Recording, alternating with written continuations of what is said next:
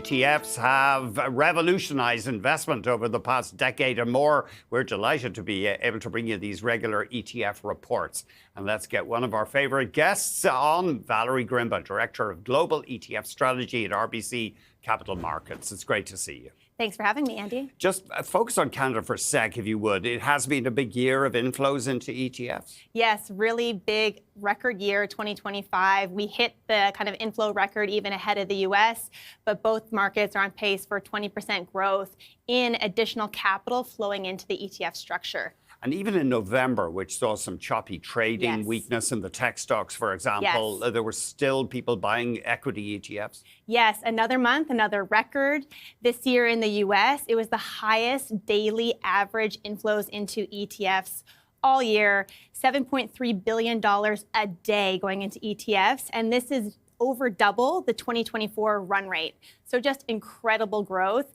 And yes, November was a choppy month, but ETF investors were there and deploying capital. And despite these worries we hear expressed about a handful of tech stocks dominating the S&P 500, that giant Vanguard S&P ETF just bringing in money. It is like a vacuum cleaner, just kind of cleaning up assets. And really, this is just showing, I think, the retail interest. And you know what? These investors were almost treating any day of market weakness like a Black Friday sale and seeing this as an opportunity to put additional funds to work. So we're seeing cash, I think, coming from the sidelines and moving into S&P 500 exposure, especially if there is any daily weakness or sustained weakness. So we got this giant VOO, the Vanguard S&P 500 ETF, and you say it's taken in about $125 billion US year to date. Absolutely stunning. No other ETF in the world has taken in so much capital, and it's nearly 10% of all US ETF flows. So one in every $10 invested in an ETF this year has gone into VOO.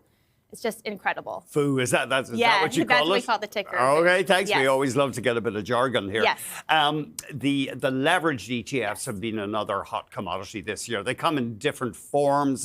Sometimes it's leverage, or sometimes they use engineering to increase the yield. Correct. So there's this what we call like a light leverage, which is a little bit of a quarter turn just to enhance returns. But then there are these kind of major leverage products. So it's 2x, 3x. You're really trying to amplify the return, amplify kind of the investment you're making. And we saw incredible inflows into leveraged ETFs in November, $6 billion, the second highest monthly inflows into levered ETFs. And really, again, this is investors trying to bottom pick the market, seeing different pockets of weakness and think they can take on the additional risk because it's going to turn into additional returns. And can you just remind us, I know we can't get into the weeds too much here, but these leveraged single stock ETFs, are they designed to be held over an extended period, or are they one of these deals where you just capture the daily move in the stock? Yes, absolutely not. Do not hold these products over an extended period of time. There is this mechanism called NAV erosion, which happens in all this kind of structuring. They are primarily meant as kind of daily or weekly trading vehicles. You have a directional bet, you make that bet, but these should not be buy and hold products. I wonder, are a lot of investors buying these things thinking, well, it's leverage NVIDIA, I'll just hold it and hold it. And that's often a bad idea. That is a bad idea. The way these are designed are meant to be trading vehicles and kind of short-term in nature. We have seen outflows from Bitcoin ETFs with the decline in crypto prices, but you're saying it hasn't been a wholesale flight? No, actually, and I think it's really proven kind of the investors that are using the ETF vehicle to allocate to cryptocurrency. So it's been a very violent move in the price. You know, I think 30% from October highs lower. So 30% is a massive move. Yeah. But we have not seen outflows. We have not seen investors running to the exits. There have been kind of modest outflows, I think $3 billion, but that is less than 5% of all AUM. And I think it's just proof of concept that investors are using the ETF to make a portfolio allocation, using it as a real allocation tool rather than a trading vehicle. Now, we don't have the same prominent tech stocks obviously dominating our index in the same way as the US, but people have a choice here. They can buy the traditional XIU, which tracks the TSX 60, which generally follows the composite pretty closely. But are you seeing more interest in investors wanting the other stocks?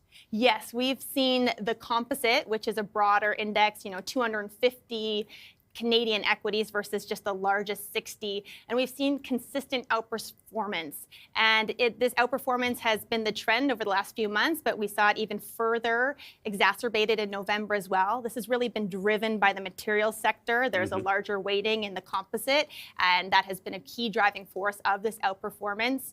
And so to the tune of 30 basis points in November, you had outperformance in the composite versus the large caps, Canadian large caps. And I think this is for November. There were nearly $4 billion of inflows into Canadian equity ETFs.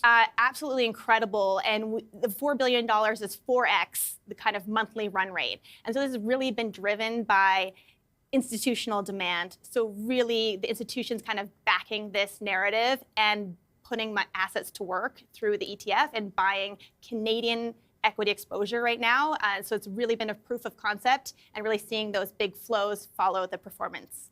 Valerie, thank you very much indeed. Great, thank you. Valerie Grimba, Director of Global ETF Strategy at RBC Capital Markets.